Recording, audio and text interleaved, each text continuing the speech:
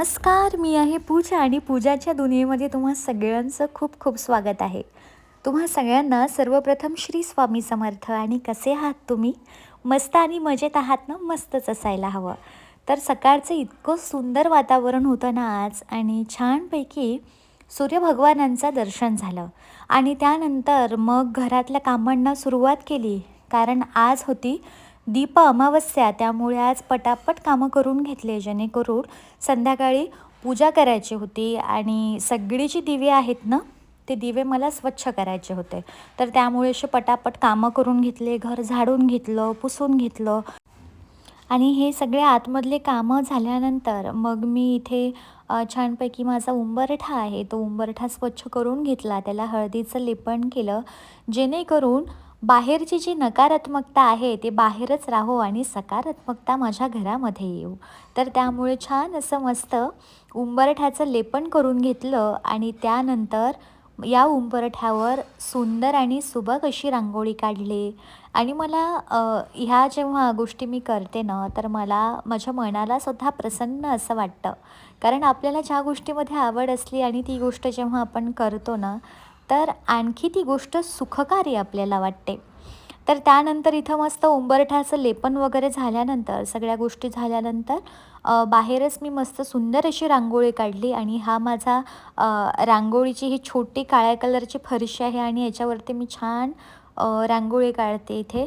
आणि श्रावण चालू होणार आहे, त्यामुळे इथे नाव रांगोळीने काढलं ओम नमः शिवाय, जेणेकरून माझ्या मुखातूनही देवाचं नाव निघेल. आणि आजूबाजूची लोके जेव्हा रांगोळी बघतात, तेव्हा बिनचूक का होईना त्यांच्या मुखातून सुद्धा ईश्वराचं नाम घेतलं जातं.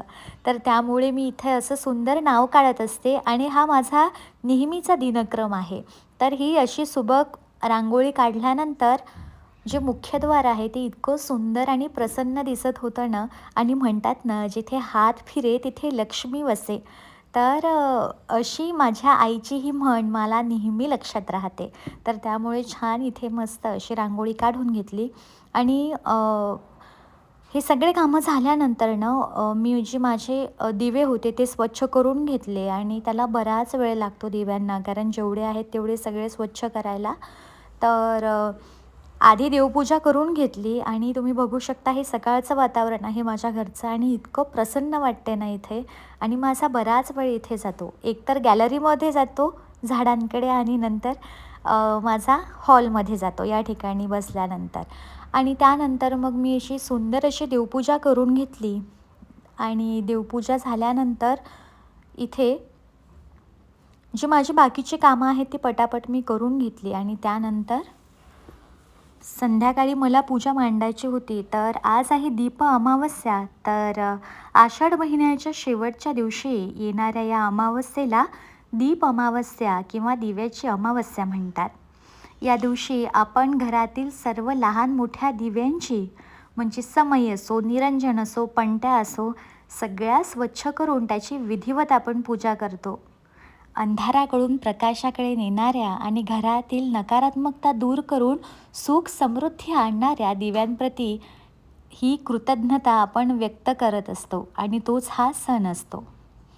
तर छानपैकी इथे माझ्या इथे हे मी वेल लावलेलं आहे गोकर्णाचा. तर त्याला इतकं सुंदर फूल आलं ना, तर त्यामुळे हे फुलं मी तोडले या ठिकाणी. आणि ते मला महादेवाला अर्पण करायचे होते, पण म्हटलं आधी छान असं बघू द्या, कारण मला ही जी झाडांवरती जी फुलं येतात ना, ही झाडांवरती बघायलाच आवडतात. एक तर झाडांवरती, एक तर ईश्वराच्या चरणाशी, या दोनच ठिकाणी मला ही फुलं बघायला आवडतात.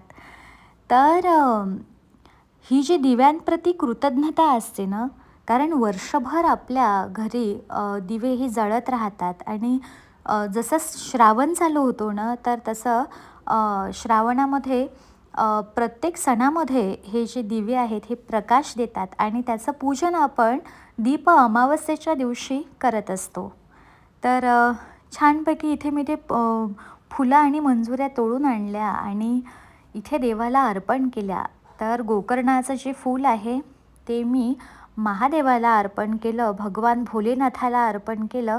आणि त्यानंतर मंजुऱ्यांनी मी आज स्वामींचा एवढा छान शृंगार केला ना, कारण तुळसही भरपूर आलेले आहेत माझ्या घरी आणि त्यामुळे भरपूर अशा मंजुऱ्या निघतात. तर आज स्वामींची ही छोटी मूर्ती इतकी सुंदर दिसत होती ना आणि फार प्रसन्न वाटत होतं देवपूजा झाल्यानंतर.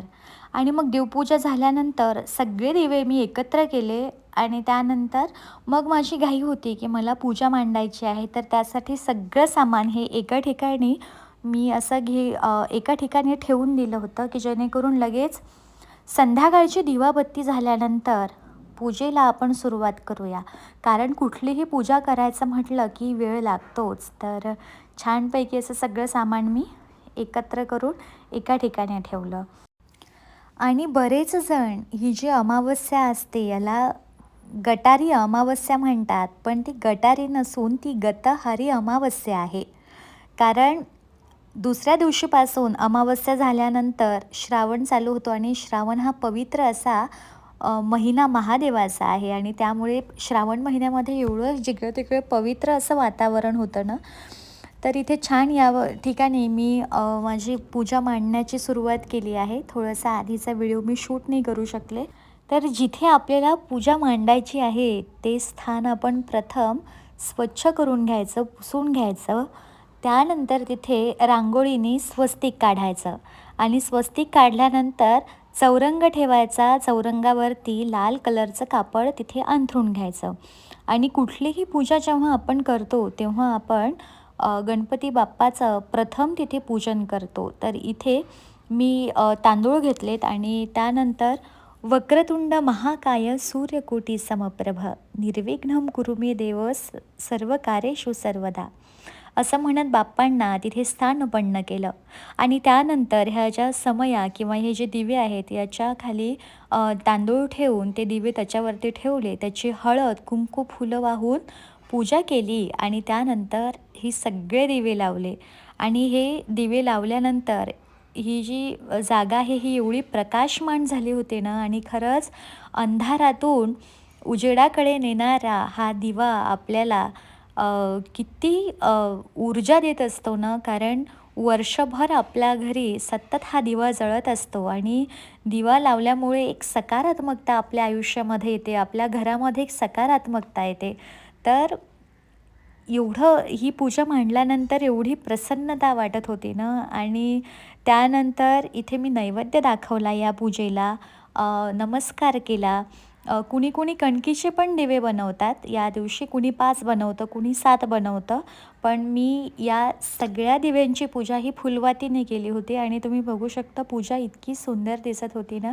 तर अशा प्रकारे छान पद्धतीने मी ही दीप अमावस्येची पूजा या ठिकाणी मांडली होती आणि हात जोडून देवाला एवढंच मागेल की देवा आयुष्यामध्ये सकारात्मक गोष्टी करण्याचं एक मला वेगळं बळ देतो. आणि तुम्हा सगळ्यांना सुद्धा दीप अमावस्येच्या खूप खूप शुभेच्छा. तुमच्या सगळ्यांच्या आयुष्यामध्ये अशीच सकारात्मकता राहो हीच देवाच्या चरणी मी इच्छा व्यक्त करते. आणि हा व्लॉग कसा वाटला मला नक्की सांगा आणि आवडल्यास चॅनलला लाईक करा, शेअर करा.